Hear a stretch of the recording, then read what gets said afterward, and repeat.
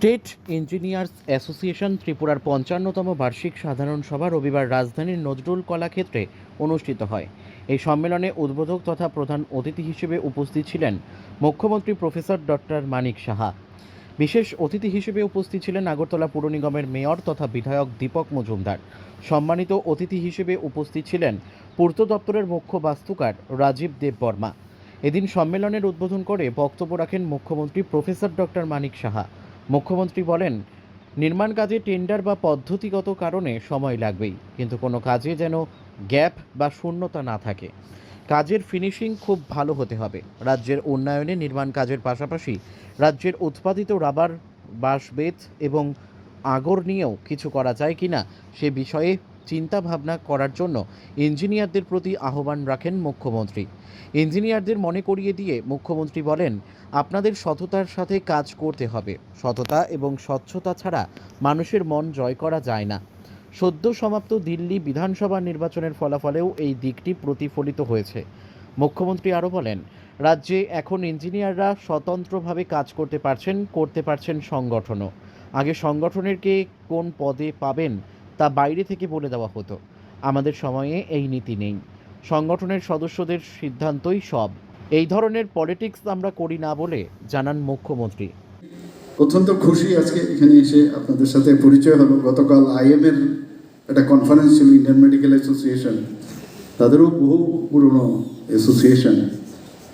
তো এই ধরনের অ্যাসোসিয়েশন জীবিত রাখাটা আমাদের খুব দরকার, কারণ অনেক সময় ইন্ডিভিজুয়ালি অনেক জিনিস আমাদের পলিসিগত যখন ডিসিশন হয়, সেটা এই ধরনের অ্যাসোসিয়েশন থাকলে তার যে কর্মকর্তারা আছেন তাদেরকে যদি বলা যায়, তো এর যে ঢেউ সমস্ত মেম্বারদের মধ্যে চলে আসে।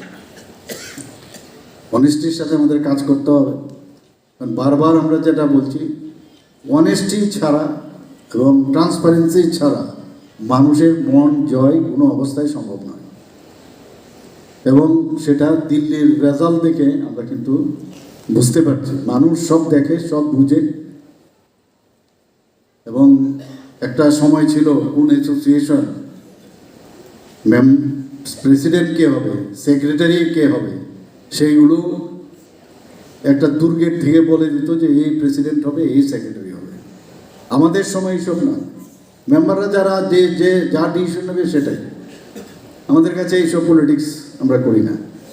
ক্লাবে ক্লাবে কোন ক্লাবে কে প্রেসিডেন্ট হবে, সেক্রেটারি হবে, সেগুলোও পর্যন্ত একটা পার্টিকুলার দুর্গের থেকে বলা দেওয়া হয়। আমরা এগুলো করি না। ট্রান্সফারও ওই দুর্গের থেকে বলতো, সেইভাবে ট্রান্সফার হতো। আমরা সেগুলো করছি না এখন। তো আমরা ট্রান্সপারেন্সির মাধ্যমে, কারণ আমি সব জায়গায় একটা কথা বলি যে তুমি আমাদের এই লোক, তখন কাজের মাধ্যমেই তুমি আমাদের লোক। যে ভালো কাজ করে তার কোনো ধর্ম নেই, কাজের ধর্ম হচ্ছে মেয়ে। ভালো ইঞ্জিনিয়ার, সেটা ভেরি ইম্পর্টেন্ট। এখানে উপর দিকে বলা হয়েছে ইঞ্জিনিয়ারদের, চিফ ইঞ্জিনিয়ার স্তরে অনেকের এখন এখানে নেই। একটা সময় ছিল মিস্টার বেদাগিরি, জানি না আপনারা জানেন কি না, বাইরের থেকে কিন্তু এখানে চিফ ইঞ্জিনিয়ার ছিল, এবং এক চিফ ইঞ্জিনিয়ার সারা ত্রিপুরাকে দেখেছে। এখন আস্তে আস্তে করে চিফ ইঞ্জিনিয়ার আমাদের অনেকগুলো ডিপার্টমেন্ট হয়েছে।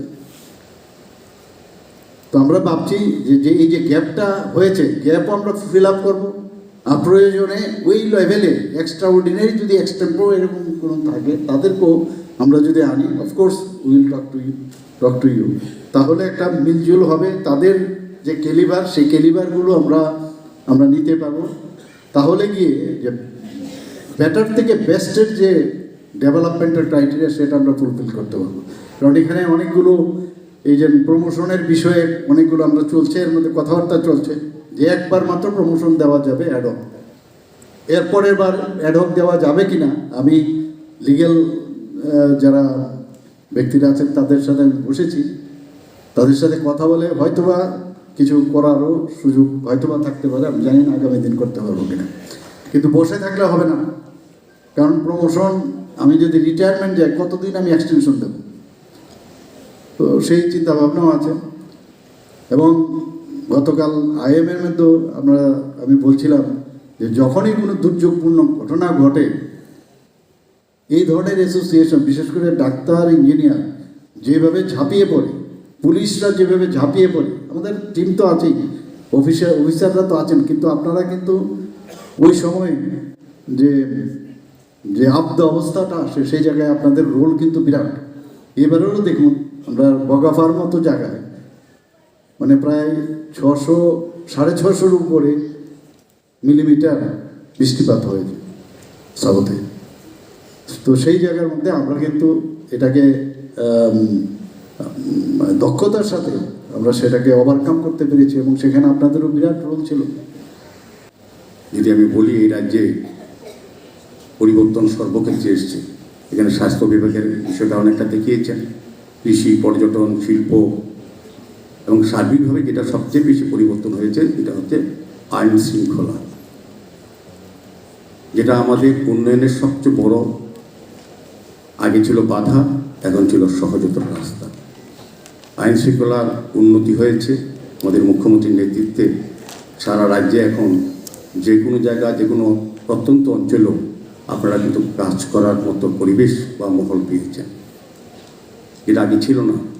ইচ্ছে থাকলেও সরকারি প্রকল্পগুলি বাস্তবায়ন করা যেত না, রাজনৈতিক কারণে বলো বা সন্ত্রাসবাদের কারণে হোক।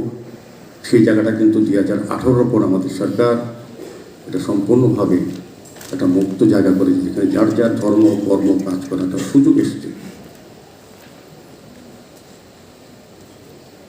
এখানে বলা হয় যে দেখানো হয়েছে স্বাস্থ্য বিভাগের কত উন্নত হয়েছে। আগেও আমাদের এখানে ডাক্তারবাবুরা ছিলেন, আগেও জিবি হসপিটাল, কেএমসি এরকম বড় সমস্ত জায়গায় হসপিটাল ছিল, আমরা রোগীরও ছিলাম। কিন্তু অল্প রোগে আক্রান্ত হলে সামান্য রোগে আমাদের বহিরাজ্যে গিয়ে চিকিৎসা করতে হতো, কলকাতা, ব্যাঙ্গালোর, চেন্নাই যেতে হতো। যাদের আর্থিক সচ্ছলতা ছিল না তাদের পক্ষে চিকিৎসা করা সম্ভব ছিল না। আর এখন এই রাজ্যে এই ডাক্তারবাবুরই বড় বড় অপারেশন করছে। তো কেন? আগে যারা ছিলেন তারা করতে পারেননি কেন? আগে তো এই ধরনের হসপিটাল ছিল না, শুধু পরিকাঠামো, যেটা আমাদের সরকার, আমাদের রাজ্যের মাননীয় মুখ্যমন্ত্রী, আমাদের সৌভাগ্য একজন প্রখ্যাত চিকিৎসক আমাদের রাজ্যের মুখ্যমন্ত্রী হয়েছেন। কাজে আমাদের চিকিৎসা পরিষেবা অন্তিম ব্যক্তি অবধি সমস্ত হসপিটালকে ডেভেলপ করা হচ্ছে, সমস্ত ডিস্ট্রিক্ট হসপিটালগুলিকে উন্নত করা হচ্ছে, প্রাথমিক চিকিৎসালয় খোলা হচ্ছে এবং বিশেষ করে চিকিৎসকের চিকিৎসার মান উন্নয়ন করেছে, যাতে এখন আমাদের কঠিন রোগে আক্রান্ত হলেও বহিরাজ্যে গিয়ে চিকিৎসা করতে হয় না। এখানে লিভার ট্রান্সপ্লান্ট উপস্থাপন করা হচ্ছে, প্রতিস্থাপন, কিডনি করা হচ্ছে, ডিজিজ বেসিসে অঙ্গ প্রতিস্থাপনের ব্যবস্থা করা হচ্ছে। আমাদের এখানে যে মেডিকেল কলেজগুলি ছিল তার থেকে আরও 3টি মেডিকেল কলেজ তৈরি করা হচ্ছে, নার্সিং হোস্টেল হয়েছে, ফরেন্সিক ইউনিভার্সিটি হয়েছে। সার্বিকভাবে স্বাস্থ্য পরিষেবাকে যেটা অত্যন্ত প্রয়োজনীয় সেটাকে কিন্তু আমাদের মুখ্যমন্ত্রীর নেতৃত্বে সরকার ঢালাওভাবে সাজিয়ে তুলে স্বাস্থ্য পরিষেবা অন্তিম ব্যক্তি অবধি মানুষকে পৌঁছে দেওয়ার চেষ্টা করা হচ্ছে। যেমন পর্যটনের ক্ষেত্রে বলুন, আপনাদের সক্রিয় অংশগ্রহণের মাধ্যমে পরিবহন এবং উন্নতি করে আজকে পর্যটন শিল্পটাকে আমরা কোন জায়গায় নিয়ে গেছি। আগেও ছবিমুড়া ছিল, নারকেলগুঞ্জ ছিল, মাতৃপুর শিব মন্দির ছিল, চতুর্থ দেবতা বাড়ি ছিল, বিলাক ছিল, নির্মল ছিল, কিন্তু যোগাযোগ ব্যবস্থা ও তাকে প্রমোট করার মতো জায়গা ছিল না। করেননি যার দায়িত্বে ছিলেন। আমাদের মুখ্যমন্ত্রীর নেতৃত্বে আমাদের দপ্তর এগুলি কাজগুলি করছে। এখন লক্ষ লক্ষ বিদেশ থেকে পর্যটক আসছে, রাস্তাঘাটে উন্নয়ন হয়েছে আপনাদের মাধ্যমে, পরিকাঠামো উন্নত হওয়ার ফলে পর্যটকরা দর্শকস্থান অবধি যেতে পারছে, আকর্ষণ বাড়ছে, আকর্ষণ করার চেষ্টা করা হচ্ছে আমাদের সরকারের পক্ষ থেকে। এটার সঙ্গে কর্মসংস্থান জড়িত, আর্থসামাজিক উন্নয়নের জড়িত। শুধু আমাদের রাজ্যকে সারা বিশ্বের কাছে তুলে ধরে একটা সুযোগ এসছে এই পর্যটন শিল্পের মাধ্যমে। কৃষিক্ষেত্রে বলুন, সমস্ত উন্নয়নের ক্ষেত্রে একটা উন্নয়নের জোয়ার এসছে। এটা কিন্তু সেই ক্ষেত্রে আপনাদের ভূমিকা অত্যন্ত গুরুত্বপূর্ণ। আমাদের সরকার বিভিন্ন পরিকল্পনা রচনা করে জনগণের জন্য, জনকল্যাণমুখী কর্মসূচি গ্রহণ করেন। সেগুলি বাস্তবায়িত করতে গেলে আপনাদের আন্তরিক সক্রিয় অংশগ্রহণ এবং চেষ্টা অত্যন্ত প্রয়োজন। কাজে আমি আলোচনা দীর্ঘায়িত না করে আমাদের মাননীয় মুখ্যমন্ত্রী আলোচনা